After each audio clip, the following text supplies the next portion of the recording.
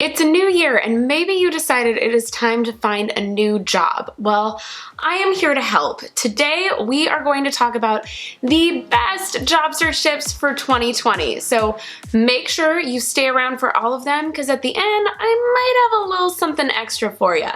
Let's get started.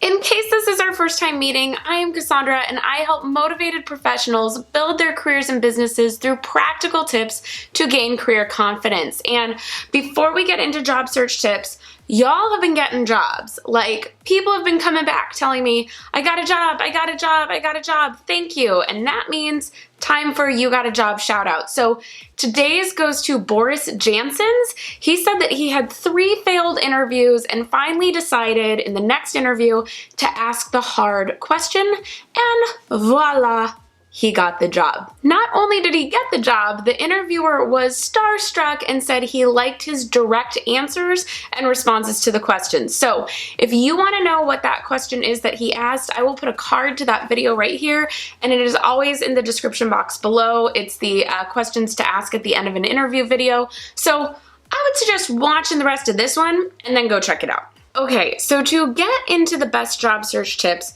you have to understand my theory on career. Now, before you turn this off and you're like, theory, practice, what is she talking about? Just stick with me. So you may have heard the definition of luck is preparation meeting opportunity. Well, fun fact, that is actually a career theory as well. It's called the planned happenstance theory. And basically it means you are prepared, you're preparing for the right job, and then you have opportunities come up, and when those two things collide, you end up getting a job. Isn't that amazing? And so we need to talk about those two parts of the equation, the preparation and the opportunity. And to give you a little story that demonstrates this is one from a book on planned happenstance. It says, I think it's called Luck is No Accident. But essentially, he gives in the book the story of a man looking for a job. He wants a job doing something creative at an advertising agency. And while he is unemployed, he is going to the gym in his neighborhood every day. Because he goes every day, he's meeting the people who work there. He knows the owner, the manager, all those people, you know, the various staff, because he's building relationships, because he's there every day. He's a regular. And they find out he has, you know, graphic design skills, right? Because he wants to go in creative and advertising. It makes sense. And they say to him, hey, well, you know, we actually want to hire a graphic designer and a marketer to do all the, you know, creative for our gym. Would you want that job? And he said no, because he was determined to work at an advertising agency. This is not okay. So that's an example of someone having the opportunity come and then passing it by. So I want you to remember as we go through this, you are going to prepare, and then we are going to create opportunities, and we're going to be kind of direct on where we want to go, but you also have to be open to things that come along.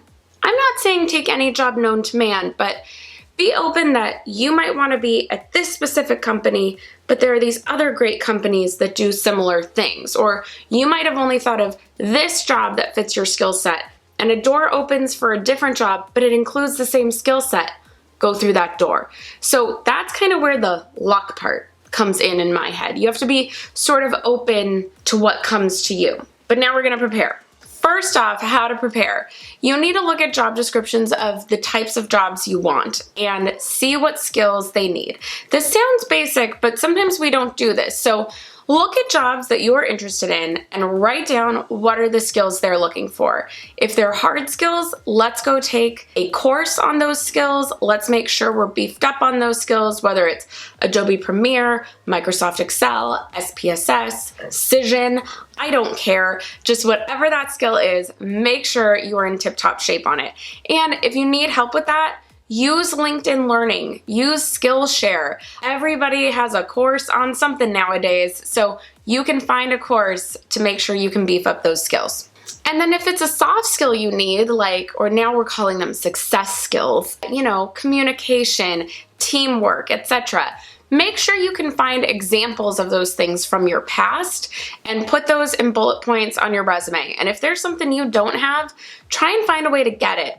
Can we volunteer somewhere? If you need social media skills, can you join the PTA at school and be the social media person at all the upcoming events, or do something for a nonprofit in your area? There is a way to beef up those soft skills, and then make sure they're on your resume. Speaking of resumes, another thing you need to prepare is your resume. Is it up to date? We don't know when the opportunity is occurring, so you want to make sure your resume is always current. Does it have your latest skills on it? Does it have your latest job with excellent bullet points? Go through your resume, give it a refresh, make sure it's current and up to date so that you are ready whenever opportunity strikes. Oh, P.S. Same with your LinkedIn profile, right? If your resume is updated, your LinkedIn profile needs to be updated. And then, do you need to prepare in any other ways? Like, is there something else you need to demonstrate, like a portfolio of your creative work or your written work, or just some examples of what you've done in the past? Maybe it's data. Think through if you need to have any of those things ready to go as well.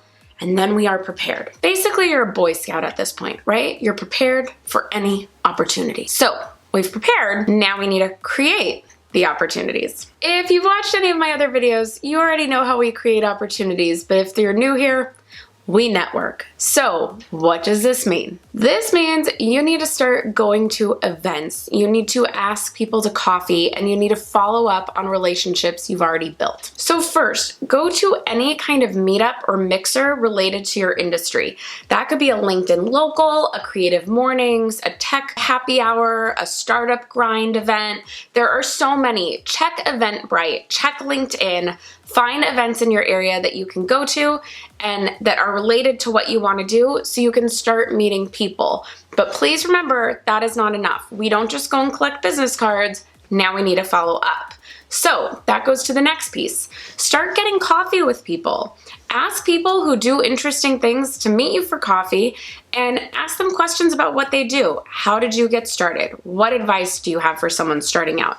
You want to build those relationships. Now, I have a whole series of videos about this. I will put a card right here to that playlist. Also put it in the description box below. So make sure you check that out if you need more help in this area. And then find more people to connect with on LinkedIn, or think through people you know from your past who do something related to what you want to do. Follow up with those people. Send a connection request on LinkedIn with a note saying that you're really interested in what they do, and ask them questions as well. And then we build on these relationships. You need to then, follow up down the road. Say, just checking in, wanted to see how you're doing, or just got that skill you recommended I get so that I'm a good candidate for this position. You want to follow up with these people. And then lastly, we're going to target people, but also be open-minded to the people who come to you. If somebody meets you and says they want to go to coffee, go to coffee. You don't know what's going to come from that relationship. Basically, the more you put yourself out there, the more opportunity for opportunities. And the more opportunities we have, the more likely a job will come to us faster. Now, going back to that story of the gym guy who said no to the great job, you need to be open to opportunities that people bring to you. So if someone comes to you and says, hey, I have a job opportunity, don't overthink it. Listen to what they have to say, analyze it, and if it seems to fit your skill set and what you've been preparing for, go for it.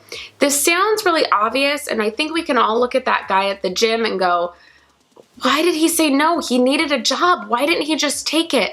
But sometimes we get such tunnel vision that we don't see the forest for the trees, right? I think I used that right. So make sure that you're staying open to what comes to you. But the more we're prepared, the more people we meet, the more chances to get a job in 2020.